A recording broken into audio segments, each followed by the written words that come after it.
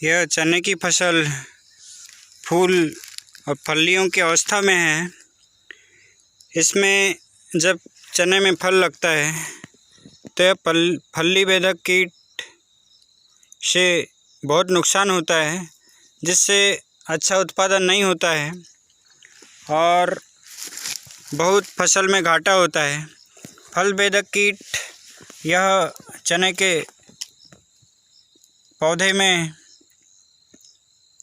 चने के फल को कतर के इसका जो अंदर का फल है वह खा लेता है, जिससे बहुत नुकसान होता है। आइए दोस्तों, चने की सुंडी को कैसे मारें एवं उसका उचित उपचार कैसे करें, जिससे चने की फसल में होने वाली हानि को बचाया जा सके एवं अधिक उत्पादन कैसे लें। चने की फसल में यह कीट पहले पत्तियों पर रहता है। यह इल्ली होती है, यह पत्तियों पर रहती है। पत्ती को खाकर उसके बाद फल में लगती है।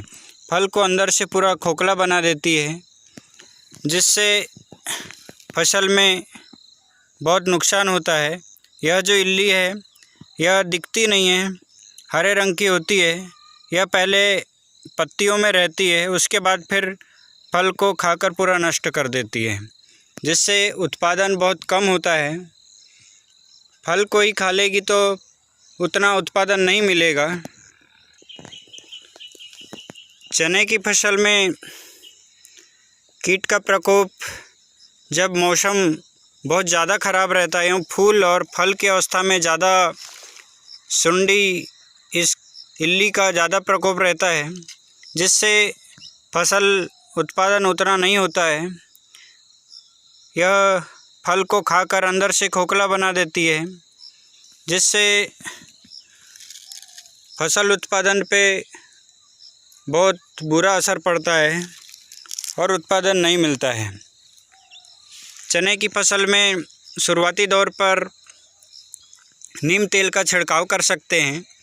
अगर इससे बचाव न हो तो रासायनिक दवा का छिड़काव करना चाहिए। चने में 2 पानी की आवश्यकता होती है। चने में हल्का पानी देना बहुत अच्छा माना जाता है। बहुत ज़्यादा पानी की आवश्यकता नहीं होती है। चना सिंचित खेती में भी होता है और असिंचित खेती में भी होता है।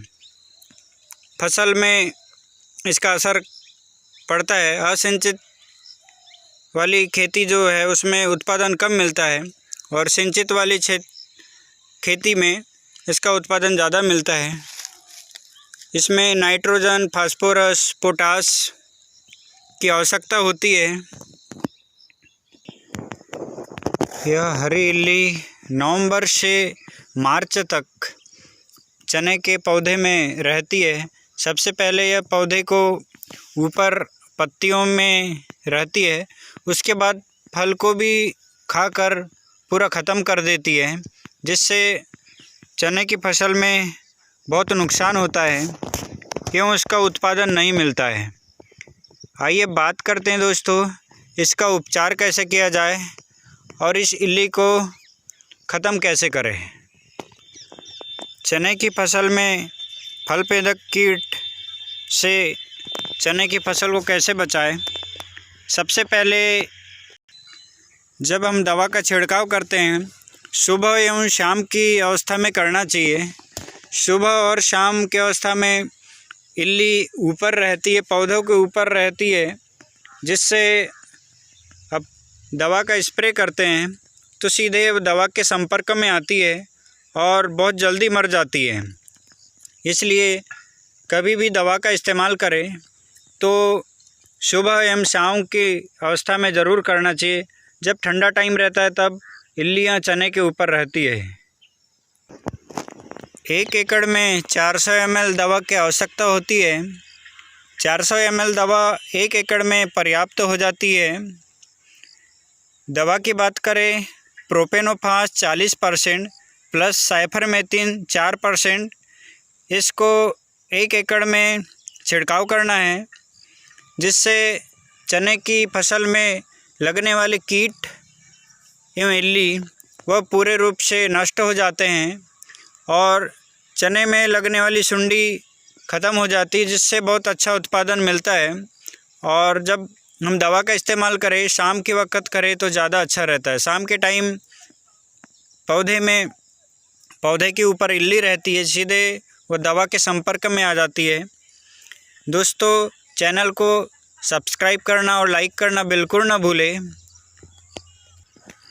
शुरुआती दौर पे नीम तेल 300 ml 1 एकड़ के लिए पर्याप्त होता है। शुरुआत में नीम तेल का छिड़काव करना चाहिए। नीम तेल का छिड़काव करें, अगर उससे भी अगर इल्ली ख़त्म ना हो उसके बाद ही रासायनिक दवा का इस्तेमाल करना चाहिए। दोस्तों, सबसे पहले नीम तेल का उपयोग करने से इल्ली अगर नहीं मरती है उसके बाद ही रासायनिक दवा का उपयोग करना चाहिए। क्लोरोपाइरीफास प्लस साइपरमेथ्रिन बहुत ज़्यादा महंगी दवा नहीं है। यह 1 एकड़ में 400 रुपये में 1 एकड़ में पूरा छिड़काव हो सकता है। यह बहुत ज़्यादा महंगी दवा नहीं है। साइपरमेथ्रिन क्लोरोपाइरीफास अग्नि के भी नाम से आती है और भी दूसरे ब्रांड है। आपका इसको इस्तेमाल कर बहुत अच्छा उत्पादन ले सकते हो।